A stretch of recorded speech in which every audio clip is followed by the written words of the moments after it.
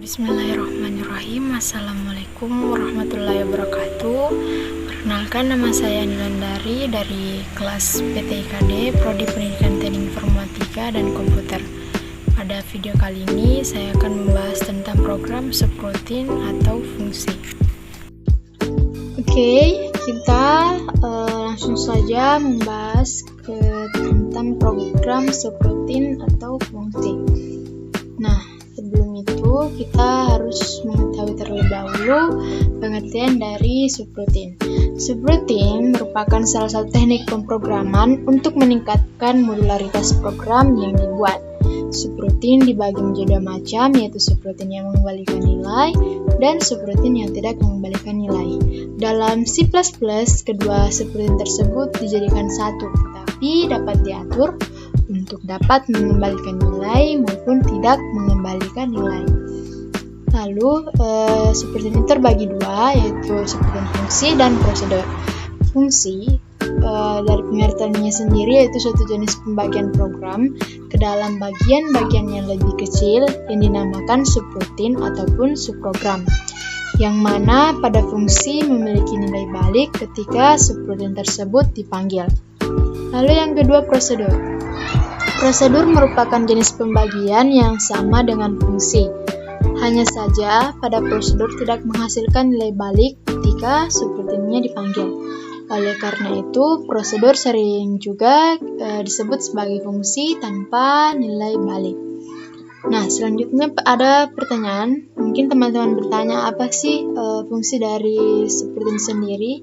Subroutine diperlukan karena ketika membuat program yang besar, akan lebih baik jika tugas tertentu dilakukan subroutine tertentu, agar program menjadi lebih mudah dibaca, dan juga pelacakan kesalahan saat membuat program itu juga lebih mudah kita lacak.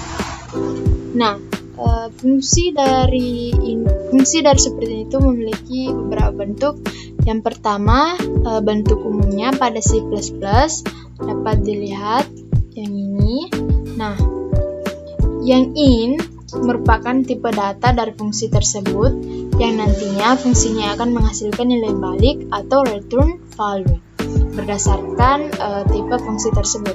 Lalu fungsiku merupakan nama fungsi tersebut, sedangkan blok yang ada dalam tanda kurung kurawal yang ini akan dieksekusi saat fungsi tersebut dipanggil.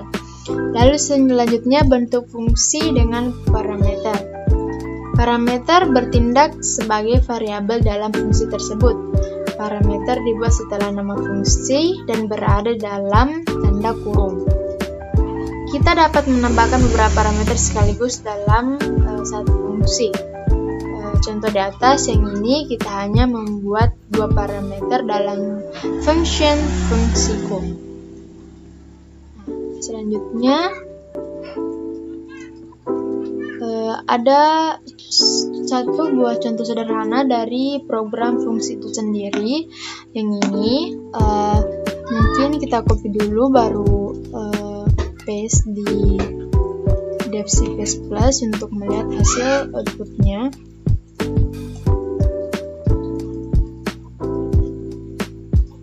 Oke, kita copy. Nah, kita compile dulu ya untuk melihat apakah ada error atau tidak pada program ini.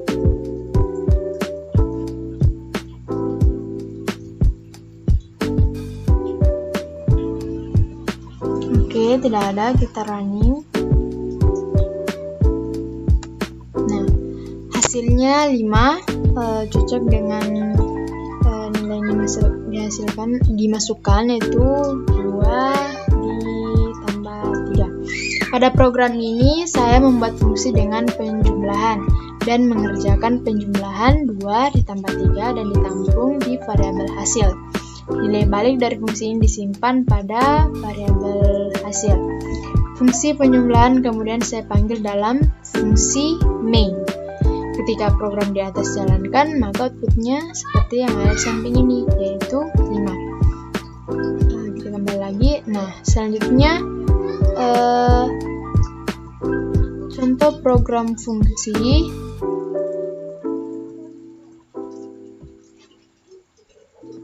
program fungsi dengan parameter yang ini. Kita copy lagi lalu jalankan di Dev C++.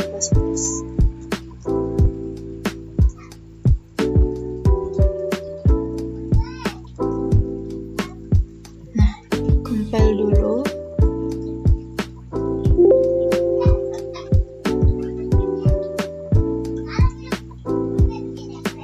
Tidak ada error, kita running. Nah, hasilnya sama. Pada program di atas yang ini, yang kedua, sebenarnya tetap menghasilkan output yang sama seperti program sebelumnya, yaitu 5. Yang hanya menjadi perbedaan adalah pada contoh yang kedua ini, fungsi penjumlahan menggunakan dua parameter, yaitu variabel A dan variabel B. Ketika fungsi penjumlahan dipanggil dari fungsi main, maka kita harus memasukkan nilai sesuai dengan jumlah parameter pada fungsi tersebut. Di sini saya masukkan nilai pada parameter pertama adalah 2 dan yang kedua adalah 3, sehingga ketika dijalankan kedua nilai tersebut dijumlahkan lewat fungsi penjumlahan tersebut. Nah, selanjutnya contoh program prosedur. Prosedur sama dengan fungsi prosedur juga merupakan bagian dari program yang mengerjakan suatu perintah atau tugas tertentu. Prosedur ini bermanfaat saat kita ingin melakukan perintah yang sama berulang-ulang kali. Kita hanya perlu membuat sekali dan nantinya dapat dipergunakan dengan cara dipanggil sesuai dengan kebutuhan.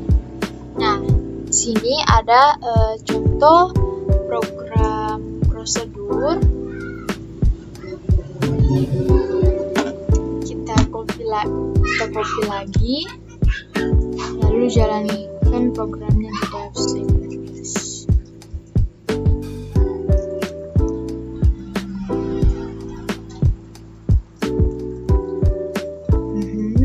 Kita compile.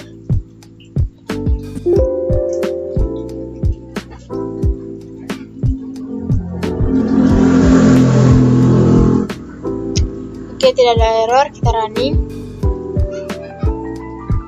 Nah, output dari programnya yaitu seperti ini. Dapat dilihat pada contoh program yang di samping ini, fungsi penjumlahan sama sekali tidak mempunyai nilai balik.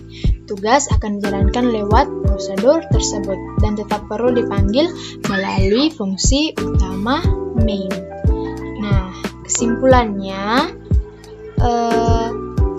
dari subroutine fungsi dan prosedur pada pembahasan kita kali ini yaitu pada dasarnya fungsi dan prosedur adalah istilah yang sama sebagai subprogram untuk mengerjakan tugas tertentu.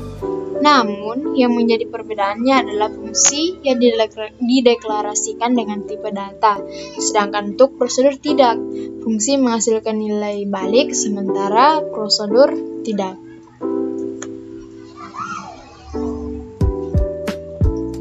Mungkin cukup sekian yang dapat saya sampaikan mengenai program subroutine atau fungsi. Lebih dan kurangnya mohon dimaafkan. Saya kira dengan ucapan wabillahi taufiq wal hidayah. Wassalamualaikum.